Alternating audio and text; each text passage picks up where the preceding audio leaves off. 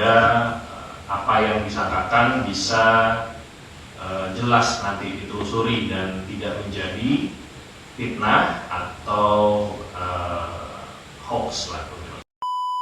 Lo justru karena dilaporkan maka menimbulkan huru-hara, bukan karena huru-hara maka saya dilaporkan, tetapi karena dilaporkan maka pasti besok akan menimbulkan huru-hara atau sekarang ya, betapa Rocky Gerung itu siapa, tapi dia bisa ngomong seenak jidat. Rocky Gerung bersembunyi di balik demokrasi. Perlu dipahami bahwa mengkritik beda dengan menghina, merendahkan.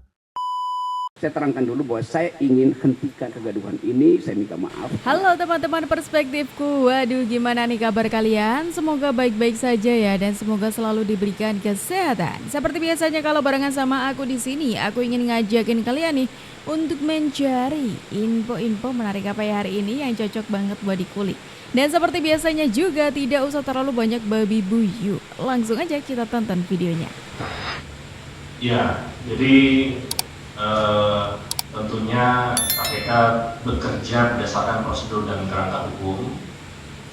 Bila ada masyarakat yang mengetahui adanya tindak pidana korupsi yang dilakukan oleh penyelenggara negara maupun geng, kami mengimbau dan mempersilahkan masyarakat untuk dapat menyampaikan ke KPK, membuat laporan sehingga apa yang disangkakan bisa jelas nanti ditelusuri dan tidak menjadi fitnah atau hoax lah kalau sekarang disampaikan. Jadi kita membuka diri ke pengaduan ke Direktorat Penerimaan Layanan Pengaduan Masyarakat. Silakan bagi yang merasa memiliki informasi, itu ada channel-channelnya, tidak harus datang langsung tapi bisa melalui website ya, yang nanti bisa dilihat di kpk.go.id. Izin penegasan aja nih, berarti yang ngelapor misalnya Rocky Gerung kan tahu, berarti harus Rocky Gerungnya, nggak bisa dari kayak netizen dari KPK itu kayak rame di Twitter jadi kayak yaudah deh kita angkat aja karena ini rame gitu, itu nggak bisa? Ya secara prosedur bahan itu bisa dikumpulkan melalui open source, tetapi perlu ada orang yang melaporkan. Jadi perlu ada initial report lah. Tapi atas dugaan-dugaan tersebut KPK tidak diam saja, tetap mengumpulkan. Jadi begitu nanti ada laporan yang masuk tentunya bisa lebih cepat. Terima kasih. Oh, ini tanggapannya KPK yang menanggapi soal pernyataannya Rocky Gerung kemarin ya, yang katanya soal Mas Gibran. Mas Gibran yang katanya menerima uang tiap Sabtu katanya dari para menterinya Pak Jokowi. Tapi kemarin itu Bung Rocky ini belum memberikan buktinya gitu loh, entah ada apa enggak. Cuma itu kan statement yang dilontarkan Bung Rocky ketika di sebuah acara seperti itu. Dan ini responnya KPK, kalau memang Bung Rocky punya nih, maksudnya punya bukti soal ini ya silakan langsung aja lapor gitu loh. Kan kemarin itu ya emang harusnya gitu nggak sih ya kan? Kalau kemarin itu kan langsung orang-orang itu tahunya dari statementnya Bung Rocky seperti itu kan ya. Harusnya yang melaporkan itu Gibran ya, karena ini delik aduan ya. Yang aneh ini yang melaporkan adalah mereka yang mengaku jadi relawan Gibran. Ini apa nih, forum santri lagi? Masa santri tukang lapor-lapor?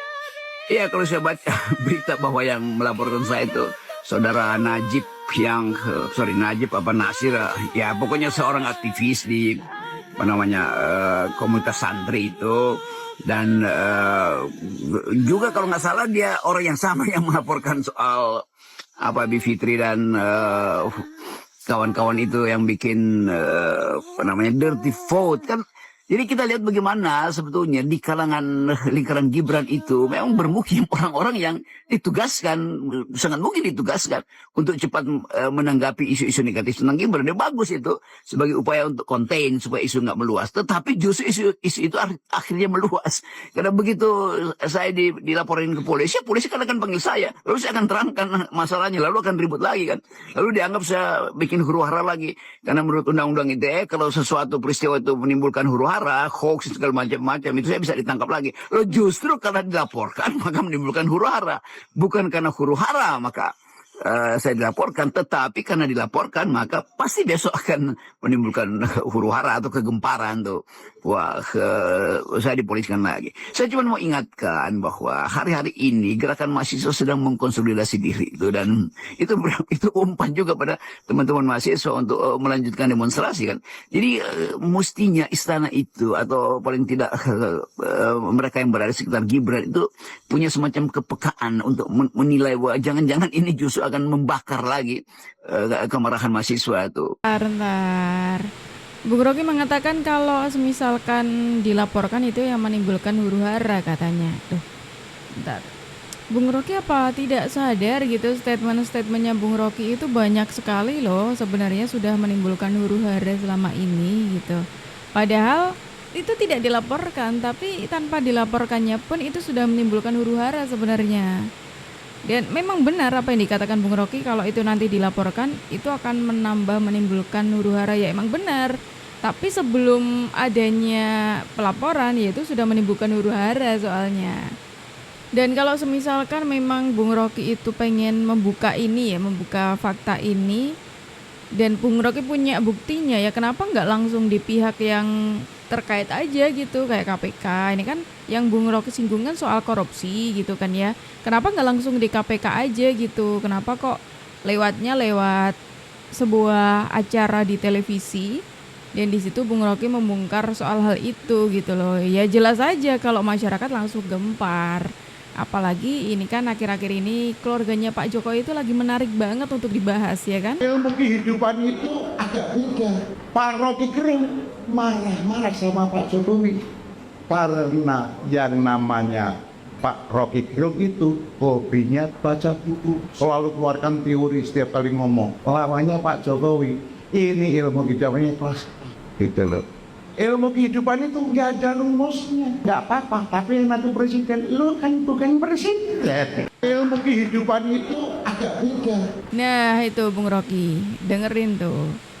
Emang apa yang dikatakan Pak Bambang Pacul itu benar gitu loh ya.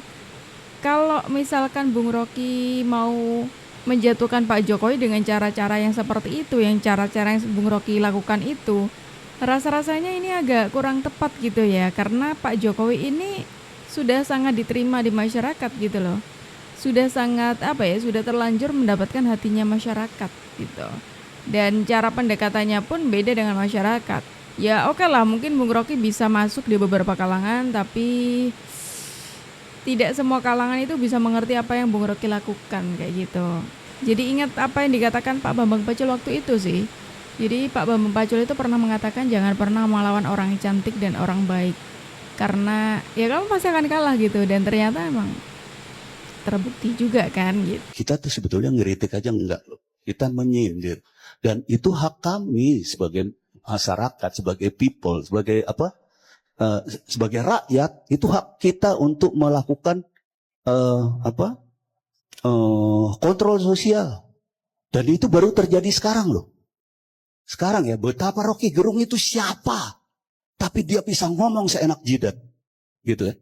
Zaman Pak Harto, 2 hari dia ngomong. 2 hari saya berani taruhan kuping saya hilang. 2 hari selesai. Enggak, bukan soal ditangkap doang. Hilang. Anda nggak percaya itu? Anda masih bisa tanya sama Eva Arnas, suaminya hilang. Jadi Hamdun. Iya, dan saya kenal betul. Banyak, Widi Tukul saya kenal. Hilang. Coba dulu Bung Rocky apakah seberani ini kalau Bung Rocky ada di masa itu, ya kan? Bakal hilang tuh. Emang Pak Jokowi dari sekian banyak presiden ini, menurutku Pak Jokowi itu orang yang sabar banget menghadapi hujatan hinaan dari orang-orang gitu. Iya kalau kritiknya membangun ya untuk bangsa itu ya nggak apa-apa gitu. Masalahnya ini ada yang di luar konteks dari kebijakannya Pak Jokowi. Emang agak melelahkan ya menanggapi orang-orang yang pada dasarnya emang udah nggak suka gitu loh. Karena sebaik apapun kita, sehebat apapun kita, seberhasil apapun kita, ya nggak bakal terlihat. Pernyataan dari Rocky Gerung yang dengan lawan bicaranya suka merendahkan, ya, suka mendukung-dukung orang, ya. Bahkan seorang presiden aja dikata-katain bingung, bajingan tolong. Padahal presiden itu dipilih oleh rakyat mayoritas ya. Dan ini masih ada yang membenarkan pernyataan Rocky Gerung dan dia mengatasnamakan demokrasi. Rocky Gerung bersembunyi di balik demokrasi. Memang benar bahwa setiap warga negara itu punya hak untuk mengkritik, mengemukakan pendapat, itu boleh. Tapi perlu dipahami bahwa mengkritik beda dengan menghina, merendahkan. Mengkritik adalah ketika seorang pemimpin, dalam hal ini presiden, membuat satu kebijakan tidak sesuai dengan kepentingan rakyat, ya, tidak sesuai dengan undang-undang, itu silakan dikritik. Tetapi dengan diksi, dengan kosakata yang santun, ya. Pilihan kata itu penting, ya.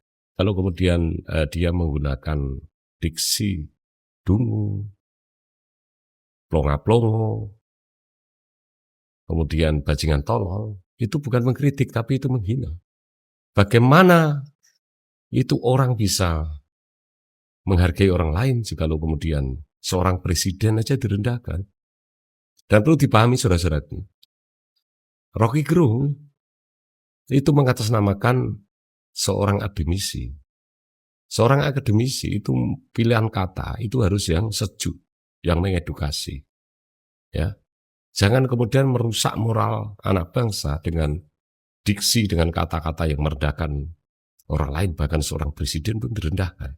Tetapi yang aneh, masih ada orang yang mendukung pernyataan-pernyataan Rocky Gerung. Tapi saya tahu bahwa orang yang mendukung pernyataan-pernyataan Rocky Gerung adalah orang-orang barisan sakit hati yang meluapkan hatinya, yang sedang sakit, yang sedang marah karena kontestasi Pilpres kemarin kalah. Ini nih, aku sepakat sama apa yang dikatakan oleh Bang Kumis ini. Hal yang menurutku agak kurang sepakat dengan apa yang dikatakan Rocky Gerung itu kosakata yang digunakan terlalu kasar menurutku, yang jatuhnya ini merusak moral ya, karena sangat besar kemungkinan ini akan ditiru oleh anak-anak, oleh ya orang-orang ya yang menonton itu. Kata-katanya itu terlalu apa ya, tidak difilter gitu loh ya. Dan apalagi yang dikritik ya, kalau kata Bung Rocky kan mengkritik ya kan, tapi kalau menurutku itu menghina. Yang dihina Bung Rocky ini adalah seorang presiden ataupun seorang pejabat negeri ataupun orang-orang yang sudah berjasa gitulah ya. Itu dikritiknya tuh habis-habisan. Tapi menurutku Bung Rocky ini lebih condong ya, lebih sayang banget nih kepada Pak Jokowi, karena sering banget komentar-komentarnya itu untuk Pak Jokowi gitu loh. Hal-hal sekecil apapun soal Pak Jokowi itu diberikan komentar oleh Bung Rocky kayak gitu. Kayaknya Bung Rocky emang sayang banget gitu ya. Saking sayangnya tuh ya sampai menghina-hina kayak gitu ya kan. Ucapan terima kasih teman-teman datang. Ini klarifikasi sebetulnya, dan mungkin nanti ada konferensi berikut tuh. Kalau ternyata hal huru-hara ini atau kegaduhan itu berlanjut, pasti kita mesti pastikan ada sponsor di belakangnya tuh kan. Kan itu udah jadi pola itu. Tapi saya tidak mendahului proses hukum, dan saya tahu mungkin dalam 1-2 hari ini akan diproses secara lebih formal. Tapi saya terangkan dulu bahwa saya ingin hentikan kegaduhan ini. Saya minta maaf karena ucapan saya itu menimbulkan kegelisahan, menimbulkan tadi polemik itu. Dan polemik itu yang justru menghidupkan gairah saya bahwa negeri ini belum mampu untuk mencerna prinsip-prinsip demokrasi itu. Jadi saya akan terus menjadi pengkritik itu. Saya kira itu pokoknya ya. Kayaknya ada satu hal yang menurutku Bung Rocky itu susah banget untuk Bung Rocky lakukan. Itu adalah mengucapkan permohonan maaf dengan tulus. Iya kan? susah itu kayaknya Bung Rocky untuk melakukan hal itu ya kan. Contohnya kayak ini tadi, minta maaf tapi ya, belakangnya dikasih embel-embel kayak ya itu bukan salah saya gitu loh, seolah-olah menafsirkan seperti itu. Itu kalau aku menangkapnya seperti itu ya. Kalau menurut kalian apakah seperti itu teman-teman? Coba dong tulis di kolom komentar. Teman-teman yang bermain di media sosial yang penuh dengan kebencian ya, menyerang Pak Presiden, mengolok-olok Pak Presiden, bahkan memfitnah Pak Presiden. Bahkan sekarang ini yang baru Mas Gibran ya ditangkap kepolisian di PIK ya, itu adalah berita hoax dan bohong ya. Mas Gibran, Pak Jokowi dan Pak Prabowo akan direndahkan kayak apapun, akan difitnah kayak apapun. Rakyat sekarang sudah cerdas ya. Begitu ada berita langsung searching apakah benar ini berita ini. Jikalau tidak maka nanti akan justru senjata makan tuan. Dan yang dirugikan adalah yang memfitnah itu sendiri. Pak Joko Widodo ya sekarang ini tinggal 2 bulan kurang ya, 50 hari lagi. Tidak perlu Pak Joko Widodo diturunkan, itu 50 hari lagi Pak Joko Widodo sudah digantikan oleh Pak Prabowo Subianto ya. Jadi kalian yang membenci Pak Jokowi ditunggu aja sampai 50 hari ke depan ya. Tapi setidaknya Pak Jokowi sudah berbuat banyak ya untuk bangsa dan negara ya, yaitu bisa mengambil saham Freeport 51%, mungkin sampai 60% nanti. Kemudian Pak Joko Widodo adalah presiden yang sudah menggaungkan, menerapkan hilirisasi. Kemudian Pak Joko Widodo juga sudah melaksanakan bayaran utang dari IMF melunasi ya, sehingga kita bisa hilirisasi ya. Kemudian orang-orang yang bernarasi menghasut ya, bahkan demonstrasi undang-undang pilkada, tetapi diksi yang dipakai, slogan yang dipakai turunkan Jokowi, itu bagian orang-orang barisan sakit hati, dan mungkin dia digerakkan oleh orang-orang yang kalah dalam pilpres dan juga ditunggangi oleh pihak-pihak agen-agen rahasia asing yang kita sebut dengan proxy. Ini kayaknya banyak orang yang sudah mengetahui soal ini ya, di mana orang yang benci Pak Jokowi itu semakin gak karuan akhir-akhir ini. Fitnahnya semakin kejam, semakin keji kayak gitu kan, semakin tidak manusiawi sekali gitu akhir-akhir ini. Wah, semakin kesini karena ini semakin dekat dengan purnanya Pak Jokowi ya, di masa tugasnya menjadi Presiden RI, semakin orang-orang itu menjatuhi banyak hujatan kepada Pak Jokowi gitu loh. Kayak tiba-tiba banyak banget orang-orang yang menyasarkan banyak hal itu untuk Pak Jokowi. Iya kan? Ya pasti kalian tahu lah siapa-siapa itu ya. Agak heran tapi ya gimana ya. Manusia itu pasti ya ada aja orang yang gak suka. Ya benar apa yang dikatakan Pak Jokowi waktu itu. Pak Jokowi itu sebagai manusia yang tidak bisa menyenangkan semua orang. Ya, tidak cuma Pak Jokowi aja, kita sebagai manusia itu tidak bisa menyenangkan semua orang ya kan. Wah, gimana nih pendapat dari teman-teman semuanya mengenai video kita hari ini? Yuk langsung tulis di kolom komentar ya. Dan teman-teman semuanya terima kasih banyak karena kalian sudah menemani aku dari awal sampai akhir. Sayangnya kita harus akhiri dulu nih video kita hari ini sampai di sini. Tapi tenang aja karena besok insya Allah kita ketemu lagi. Jadi jangan lupa diklik tombol subscribe-nya supaya kalian tidak ketinggalan info terbaru dari kita. Aku Jup pamit undur diri dulu. Sampai jumpa dan terima kasih.